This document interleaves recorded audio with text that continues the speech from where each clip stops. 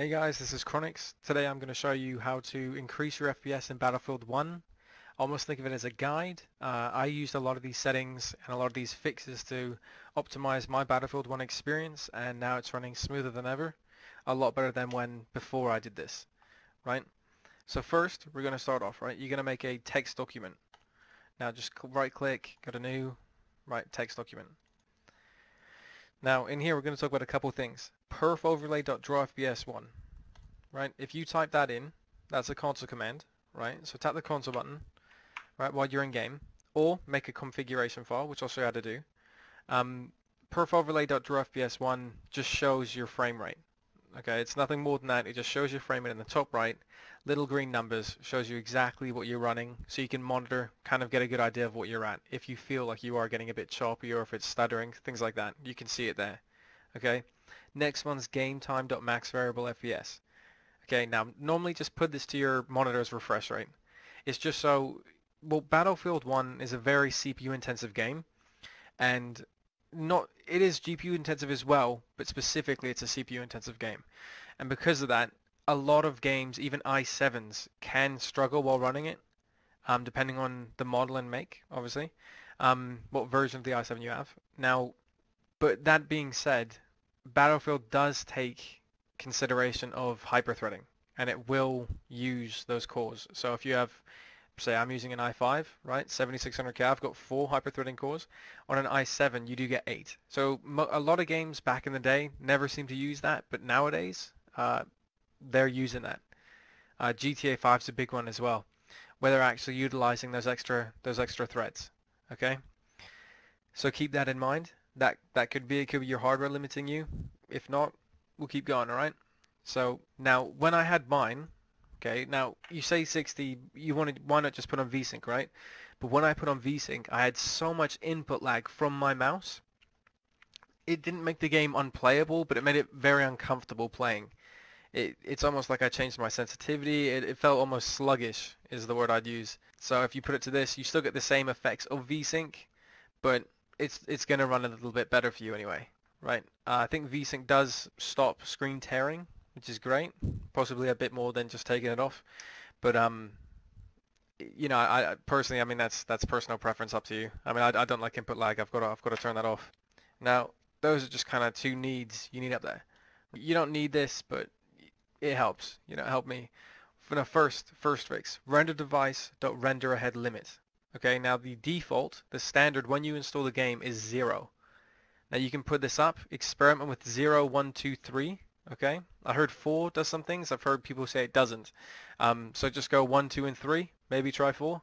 But this has got people frame rate increases of up to like 30, 40 FPS. Okay, and they never drop down to what they had before. So this could be an option. Just go to like the problem with Battlefield 1 is trying to find an area where it's the same.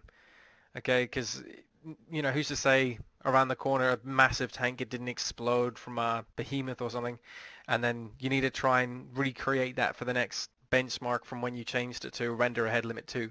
So maybe just go in an empty game, look at the same thing, don't move, and type this in console commands. You can do all this while you're actually in the game. You don't need to come back and make a configuration file. But if you make a configuration file, once you've found the right settings, then it'll just apply those as the game's starting. So you don't need to type them in, right? Now, another thing that fixed it, and got me a little bit of an increase, is shadow play. Shadow play is the thing I just had to turn off. Now, I really like recording my gameplay. You know, you pull off something really, really cool, you want to record it, but sometimes, you know, in Battlefield, I don't really get like that. In Counter-Strike, I would. Fortunately, it works in Counter-Strike quite well, and in Battlefield, it does seem to mess up a bit. A lot of people are having problems with that. Shadow play can take a lot of CPU usage while you're playing it, just for no reason. It's just a bug right now. Next way is max pre-rendered frames.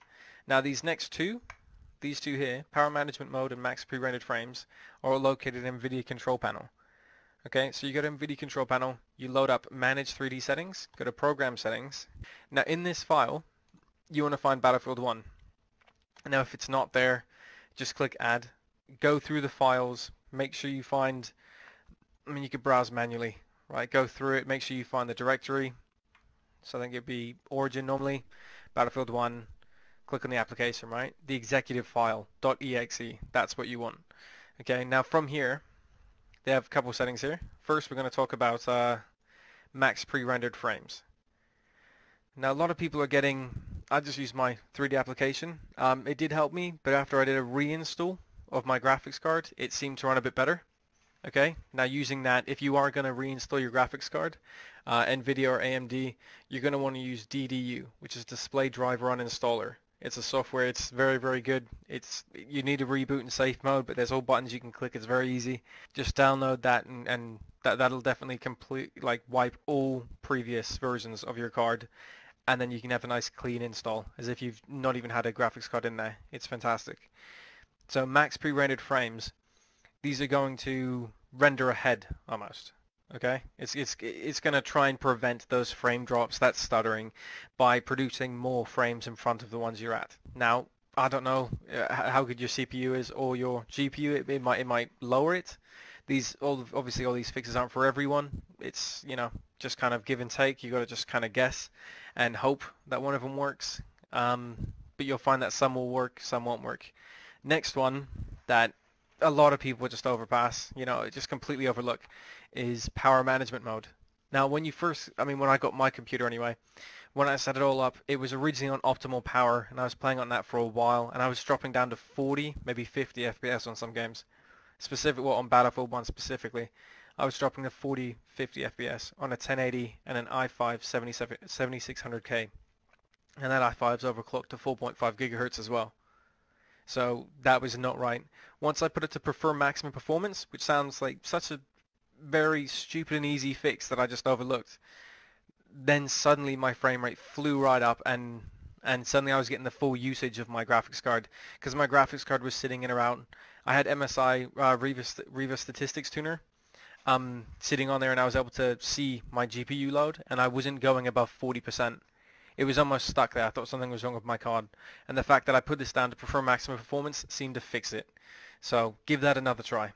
Now, the way that we make the configuration file, so let's say you've done these, right? You don't need these three in here. These are just to remind me to not let you guys forget, right? Now, to make a configuration file, you just take this. So say 1 is what you wanted. You have a 60 hertz monitor, and you want to see the frame rate at all times. You have to know what your frames are. Just go to save as. Okay. Now this is going to save it as a .txt, a text document. You want it to save as any file you want. Now the game recognizes when you write user. Okay. Now you write CFG, and then you save it. Because you've written all files, .cfg. If you write .exe, it's a executive file, right? That's the format of an executive file. That's how it's seen, right? Now that makes it into this. So this is this. That's a configuration file. Now what you want to do with this, you just go back to the Battlefield 1 directory. Now mine should be in this one here. Go in here, origin, right? Grab that, paste that in there, and now that configuration file is going to run those commands as you're loading up. Okay, so they'll always be on. So that's a good way to do it.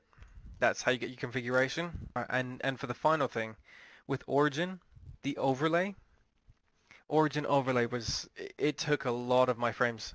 Like honestly, that was probably one of the biggest jumps with preferring maximum performance on NVIDIA control panel. Those two, the combination of both of those gave me huge gains. Now on Origin, I think it's in application settings, and then notifications. No, here we go. Origin in game. Now you want to turn that off. Okay, mine's on because I just recently installed it. I haven't actually played Battlefield again since I've installed it, but you want to turn that off. Alright, because that increased my frame rate from, not specifically on Battlefield. It did help me out on Battlefield, don't get me wrong, but my main time I saw a huge gain was when I played Mass Effect Andromeda. Now I played that, I was getting about 60 FPS, I would drop down to 50 in the cities, and when I turned this off and changed to maximum performance, my FPS went from 60 at 1x1 resolution scale, and I went all the way up to 2 times, and was still able to maintain a 60 FPS solid frame rate.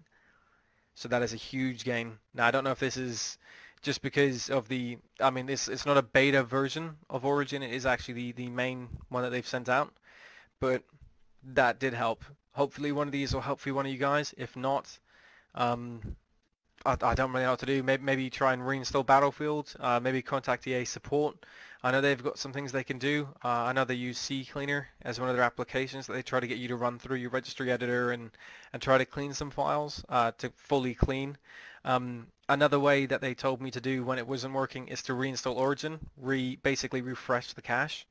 That could help out a bit as well. Give that another option. That saves you going through EA support, sorry. And hopefully I'll see you on the battlefield. And I hope this really worked for you guys, because it's taken me a while to look and try to find a fix. But all these things together, I managed to get a really good performance fix, and they're all in one spot here instead of going off to tons of different places and forums and all this kind of stuff. All these ones seem to work for me. Hopefully they'll work for you. So please like, subscribe, and I'll see you on the battlefield.